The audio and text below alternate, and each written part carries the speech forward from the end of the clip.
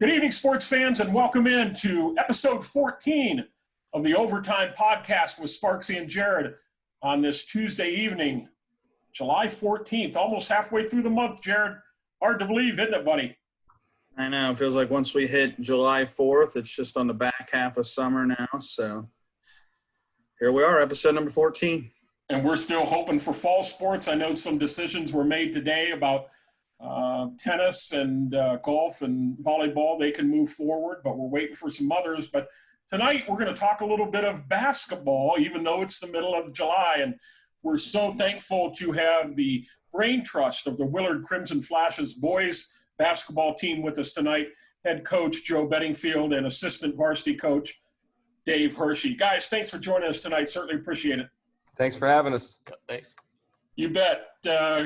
Coach Bedingfield, you've been, seventh year now as a head coach, 4 at Seneca East and 3 at Willard, and going into about year number 15, does that sound right, total coaching?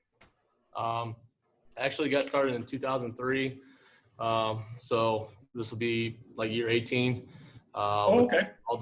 I blew that one, Sparksy. Sorry. That's okay. That's all right. It doesn't matter. I mean, I worked way up. I've coached at different levels, various levels, and but as a head coach, it's be year 7. So yeah, very good. And you're a Willard graduate, right? In 2000. 2000, yeah, graduate in Willard 2000. Played for Coach Noss, and Yeah. I'm sure that was a really enlightening experience for sure. Yeah, enjoyed it. A lot of great memories playing for Coach Nossman, and a lot of respect for what he did, for us and for Willard in general. So very good. And Coach Hirschy, 33 years for you, and been a head coach at various schools. You graduated from Willard in 1980 and Ohio Northern in 1984, and you've been around as well as a head coach and varsity assistant long time at Winford, and now back home. And I guess I'll ask you both of you that question. How much does it mean to you to coach at your alma mater? You want to go first? You want me to? no, yeah, sure. All right. It means a lot. I mean, there's a lot riding on it. And, being from here, there's always that leeriness, like, okay, I'm going home. You're going to be coaching kids maybe whose parents you went to school with. In my case, grandparents you went to school with. And there's that factor. Both my parents were in the school system here too. So, it was a little different at first, but, there's an advantage to it as well, because I think there's a certain street cred, as they like to say. Sure. There's some credibility there. And, speaking for Joe here, but I think it helps. I think our kids can kind of relate. They know that, these guys are from our hometown. They know the ins and the outs and what we go through each and every day. And they kind of can relate to what, even though I've been gone, I've been graduated 40 years now, but there's still that factor, I think, a little bit. We kind of put it on our shirts. First time we won our first league title, we put it means more. There's a lot of things that means more, but it means more for us. It means more for what we've been able to do in a short amount of time, and we're very happy for that. But yeah, coming back home is not easy. I got to experience that a little bit with being under Coach Seidel at South Central. I know some trials and tribulations he went through just being back home. So I got to see that, but we're really happy. My wife was a graduate from here. My family's grew up here and lives here, and really thankful for the opportunity to coach here as well. So you guys, we can obviously tell the camaraderie between you two, the trust that you guys have in each other. And what does that, mean for both of you to have each other to, sort out the differences at certain times, but also have each other to lean on when you need to? It goes way back, Jared. When I first came, Joe was already a JV coach here at Willard for Noss. And when I came here, I wanted to retain 2 guys. Joe was one of those 2, Chris Long being the other. But it also goes back further than that. When I was a head coach at Bucyrus, Joe had a career high against me. when he was playing at Willard. So I knew he was a good player. And I thought, I said he had some credibility here with me because we didn't guard him, and he goes out and rips me for 16 over at our place at Bucyrus years ago. But in all seriousness, I knew Joe wanted to be a head coach, and that's a big factor. When you can hire somebody on your staff that has a goal to eventually be the head guy, you know they're going to work very, very hard and bring a lot to the table. And Joe certainly did that for me. And the technology aspect of it was helpful too, because Joe has his master's in technology, and with everything shifting, I went from being a VCR coach to being a DVD coach to now being a computer coach. But I couldn't do a lot of that stuff without Joe's help. But Joe's a great on-floor coach, and I could go on all day. But we just got similar philosophies. And I was blessed to have him on my staff when I came here for the 4 years. And then Joe left and became a head coach. And then when everything opened up again, I was fortunate enough to come back and be on his staff. Yeah, it's just a lot of trust. I think that's the simplistic. Obviously being under Coach Hirschy, as a JV coach, he taught me a lot about preparation and things to that nature. But, obviously when you have guys on your staff that you trust and similar philosophies, I definitely wouldn't apply for the job if he didn't even want to come on board, and that's a whole separate story. But, it works out really well, and we both kind of attack it the way we always have, and just have similar philosophies to get along really well.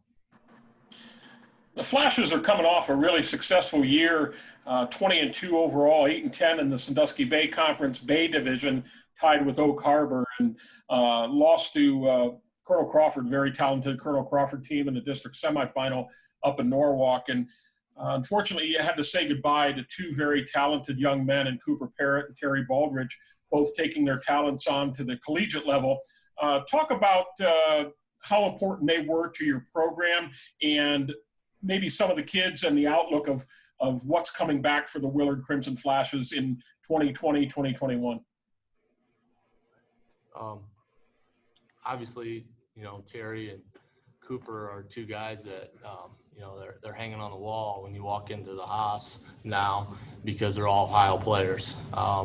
And obviously they had a huge impact on our program over the last 2 years.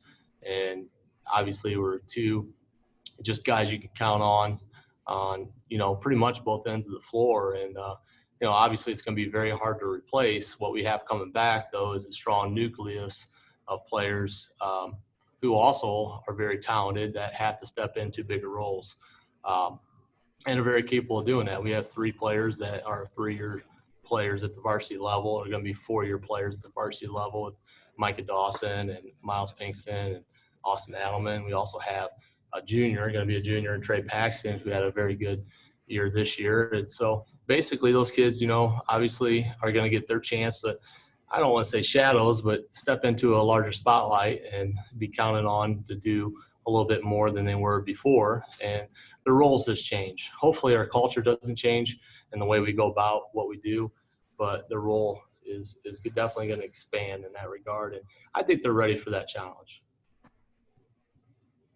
So we talk about different challenges of replacing players, but now you have the challenge of dealing with the coronavirus. And how has that taken, a different toll on you guys, on how you coach, on how this summer has gone? What has gone differently for you guys so far? Well, it's been kind of a double-edged sword, because not only that, but we were code red for a week or so. Our county was, and that also spun us backward. We started the summer at a phase 1, with you had to wear masks. And in fact, we were wearing masks outside because our stations for weight and conditioning were outside. So Joe and I were up on the track, and we were wearing masks there for a while, even outdoors. And then we were able to coach without the mask on outside. And we were progressing along pretty well with the weights and the conditioning and so forth. And then we were able to get in the gym and do some skill work, which was good. We used both. We've got 2 guns, shoot-away guns that we use, and the kids were getting a lot of shots up and those kinds of things. And then eventually we worked up to phase 3, which allowed us to basically play some open gym, do some things 5-on-5. Well, unfortunately for us, our county went back into red, so we went back to phase 1 again. So that's kind of where we're at right now, and we're just kind of working through that. But I guess you could say, considering the circumstances and so forth, we've had a decent summer. It's nothing like any of us wanted. You know, we weren't able to go over to Ontario and play 5-on-5. We weren't able to go down to Eastern Ohio camp and those things that we normally do, and that was disappointing, both for the kids and for Joe and I as coaches, but we're making the best of it. The one good thing about it is there's a lot of teams in similar situations. I mean, nobody's having the summer they really wanted. So, but with the kids that we have back, we feel like if we were going to go through this, then these are the kids that we want to go through it with, because we've kind of laid that foundation down for them. So. We're visiting with the head varsity basketball coach and assistant varsity basketball coach from Willard High School, head coach Joe Bedingfield and assistant varsity coach Dave Hirschy. And guys, one thing I wanted to talk a little bit about is, you know, it seems like back when we were younger, and I'm speaking for Coach Hirsch and I because we're just a couple years apart, it seemed like coaches stayed at a school for a very, very long time. And we don't see that anymore. We see a lot of jumping around from school to school or getting into it and then getting out of it. Talk a little bit about the pressures of coaching and maybe your belief on why we see that more now than ever before. Okay. Instant gratification. I think a trickle-down effect, Sparksy. I think a lot of people, they watch the pro game, whether it be football, baseball, basketball, whatever, and they see or college basketball is a great example as well. You see a team that all of a sudden comes out of nowhere, you know, and I think that trickles down. I don't think people are as patient now as they used to be. You're given limited time. You know, it's interesting because when I got the job here in 2008, it's like, you know what, another 2-3 years, you guys should be right on top again. I mean, whoa, you know, I wishful thinking, you know, but you know, that's the mindset of a lot of people. It's a fast food society that we live in. A lot of people don't want to stay home and cook the dinners anymore. It's easier to go to Kentucky Fried Chicken or Burger King. And it's kind of like that in coaching, you know, where all of a sudden, you know, the fan expectation, maybe even in some cases, school board expectation, administration expectation, they take over and boom, if you don't get it done within 2 or 3 years, they're running off somebody. And it's unfortunate in our business. We're lucky here because our administration, our school board, and even our community, they've been pretty patient with us. You know, our first year wasn't real easy here. My first year years ago was horrible. And Joe and I's first year coming back was a tough year for us, but they're willing to give us time. It's not always the case in a lot of the communities anymore. And that's unfortunate because there's a lot of good young coaches out there that just haven't been given enough time. And it takes time to build programs, especially if you're taking over a program that hasn't been successful. And, but you know, patience is not a virtue in many communities these days. And that's unfortunate, but I think that's my take on it. Sure. Yeah. I mean, we were fortunate in a lot of regards. There's no question about it. But in the same token, I think, you know, Coach Hirschy hit it on the head. It's just, you know, people just don't want to be patient. And I don't have a ton of experience or a ton of, you know, in certain situations with coaches necessarily going through that. But you just look at things that you read in the newspaper lately, and you can't believe that some people that have done a great job are under fire, and they do a great job, and they're hard to prepare for. And you know, it's unfortunate because I think 99% of the coaches that I've met are in it for one reason: is to make kids better men. And I think a lot of these guys do it the right way, and they're not doing it for any other reason. So, yeah, I don't have the right answer for that, but you know, that's kind of what I would say. So moving forward, we know the SBC has some quality teams. I guess what are some of your guys' thoughts on this coming winter as far as the Sandusky Bay Conference and especially the Bay Division? Well, if things hold true to form, Margaretta's got quite a bit back, and they're getting a young man back who's a really good ball player in the Rafe Snyder kid, who was out last year with a knee injury, and he's coming back this year, and he's going to be a force to be reckoned with. And they've got some good guard play to go with him, and some experience. And they were knocking at the door even last year without him. Huron's good year in and year out. They're well coached, and they know how to win over there. Oak Harbor has been successful these last few years. They're losing quite a bit, but you just never know, and the fact that they've had that taste of success, that'll actually help them, I think, a little bit. Edison's rebuilding. Port Clinton's rebuilding under a new coach in his second year. But then you have us. So we're going to be knocking at the door as well, hopefully. Yeah, I mean, you got Huron and Margaretta. Obviously, they're two very talented teams. Hell, Huron was a team that we played, and Bobby told us that his whole team in January was undefeated. His whole program was undefeated. 7th grade on the varsity was undefeated. So that they have some talent coming up, and obviously with Margaretta, what they bring back, and I don't know. I mean, it just seems like with the last couple of years, it seems like anybody can beat it. We went to Port Clinton one year, our first year, and they didn't win a freaking game, and we were counting on that one, and they beat us. That was a long, cold trip over to Bay Bridge that night, boys. So, high school sports, I mean, it's July, whatever, so you don't know how much kids are going to get better, and we're counting on some JV kids getting better from last year. So, it's an exciting time, but, it's such a long way away to where you play meaningful basketball in February. Right. And like most leagues, it's tough to win on the road. It's no different in the Bay. It's you make that – that trip to Pluto, i.e. Oak Harbor, I mean, that's a long trip. And, you get up there and, you come out flat. And in the last couple of years, you come out flat, you got your doors blown off because they were very talented. So you got to take everybody seriously. I mean, and, we've done a pretty good job these last couple of years defending our home court. But going on the road, man, it's tough, going up to Huron, and they always have great crowds up there. And, so it'll be an interesting year. Like Joe was saying, Huron, they're loaded from 7th grade on up, so they're going to be a force to be reckoned with for a long, long time. Having spent over 20 years in football officiating, one thing that I really recognized was the fact that you have a lot of mentors going up through the ranks, and you get close to people and you learn from people. And the coaching fraternity, I see, is really no different. All of you coaches are very close-knit. You share a lot of ideas and bounce ideas off one another, and you have a lot of fun with it. Talk a little bit about, for each of you, who some of your mentors have been as you've gone up through the coaching ranks.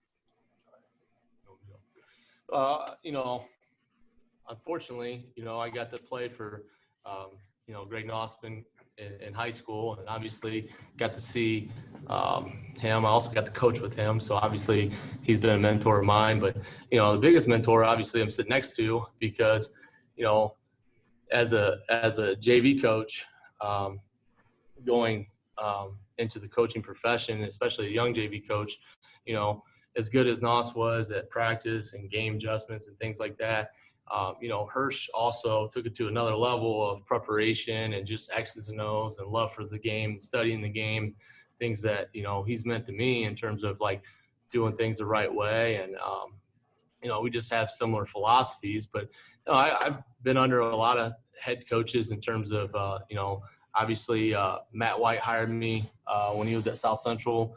And then Adam Kreischer was at South Central and gave me my first high school job. And then, Brett Seidel, being under him as well as the junior high coach, just really, it's one of the better coaches too. Brett is one of the better coaches in dealing with relationships with his players and getting his players to play really hard for him. So I've learned a little bit from each one, but obviously when it comes down to basketball and just philosophy and just X's and O's, obviously Coach Hirsch is one of the best. So, I mean, he's one of my mentors for sure. I appreciate that, Joe. I'm a little bit older, but, I grew up in the Haas era here, And I was fortunate enough to play basketball in the Haas program. And, you know, obviously Coach Haas is a mentor early on, along with Coach Gill, who was his assistant, who was my 8th grade coach. And then he bounced up to being a varsity assistant, but loved playing for that guy. He just gave you so much confidence in yourself. And he was such a good, he defined roles so well for everybody, even at the 8th grade level. And I learned that. And then I played for Coach Fall, you know, when he was a JV coach. I was actually played freshman and JV for Coach Fall before he jumped into the girls' ranks. But he was so meticulous with his preparation and so forth. And I kind of learned early on about how important scouting reports were and so on and so forth when I played for him.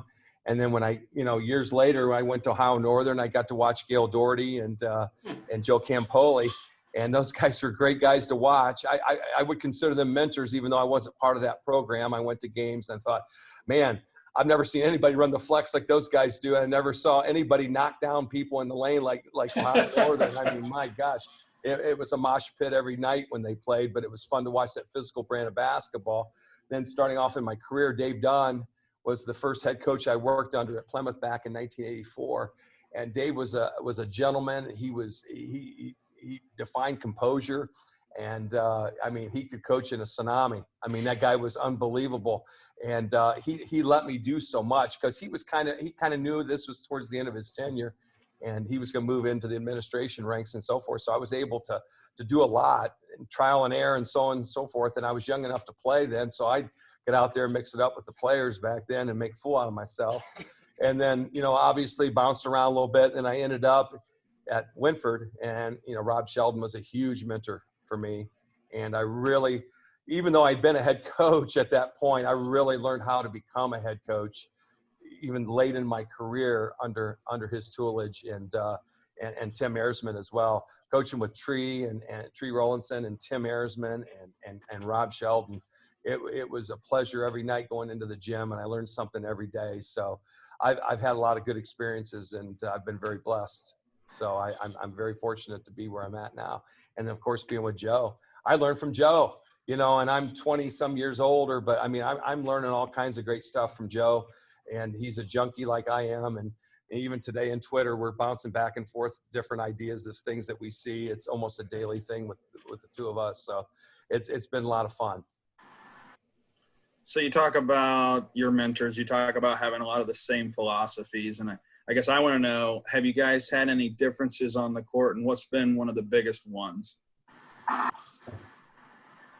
Well, we got this little joke between us, like he'll take the red team and I'll take the white team. Now the red team's always a little bit better than the white team, but that's okay. That's all right. Like when we had Devon a few years ago, I mean, he had the Kentucky Derby, and I had the Huron County Fair, as far as if we're comparing horses. Don't do the kids like that. But no. I had a great group. My white group was good, but they weren't quite as good as the red group. But we're always trying to run a backdoor play to burn one another. And we got this theory about putting each other, and its terminology goes way back, but we talk about putting each other on the boat. And the kids have even picked up on it. And there's been times where, and these aren't differences so much as, like, I can tell he's up to no good. And he tries to put me on the boat. And I got lucky a few times because our kids dropped the pass, so we didn't get burned on a backdoor cut and vice versa. But no, differences, not really. I mean, believe me, I've been told no plenty of times. I went 4 years without a date in high school, so I'm used to being told no. So, like if I would throw something out to Joe, no, we don't want to go delay this soon. But, you know, Rob Sheldon told me no all the time. A lot of times, Rob, when he told me no, it was with an elbow or a smack. But Joe's a lot kinder to me. But most of the time, we're always on the same page. I can't think of one, to be honest with you, right now. Well, guys, we need to start thinking about wrapping things up here. We've been visiting with head boys basketball coach at Willard High School, Joe Bedingfield, and assistant varsity coach, Dave Hirschy. And you up for a little rapid fire as we close out tonight? I've been on the other side of this before, Sparksy. You know, when I was with the radio station, I did something similar to this. So, all right, this is trial under fire. So we'll give it a shot. Well, let's give it a rip, and we'll take answers from both of you. You want me to go first, or you want Joe to go first? Yeah, we'll have you go, Coach Hirsch. So all right. My favorite one I always like to ask. Only one restaurant left on the face of the planet. What's it got to be for you, and what is your favorite item to eat at that place? Tony Paco's, and it would be the Hungarian hot dogs. All right. Coach B? Bruno's Pizza. What was it? Bruno's Pizza. Bruno's, okay. He sort of Where's shout that out at? our JV coach is the owner of it, so Yeah. he's Okay, gotcha. politically correct. I like pizza. All right. All right. Coach Hirsch, what are you watching on Netflix right now? I haven't yet, but I want to watch that special on that crazy guy, that Epstein guy. I hear that's pretty good.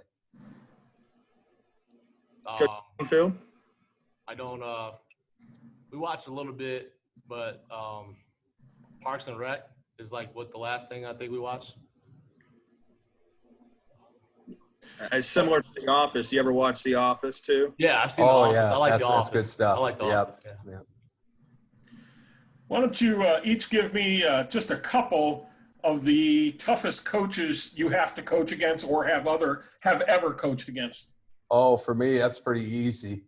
Joe Baylog's always been a tough one. Dave Freilich, when Dave was at Colonel Crawford, he taught me a lesson my first year as a head coach because we ran the flex and he switched everything. And I think we scored 20-some points that night. And, we did a good job on them defensively, but, they beat us by 30 because the dumb head coach didn't know how to handle counters on someone switching the flex.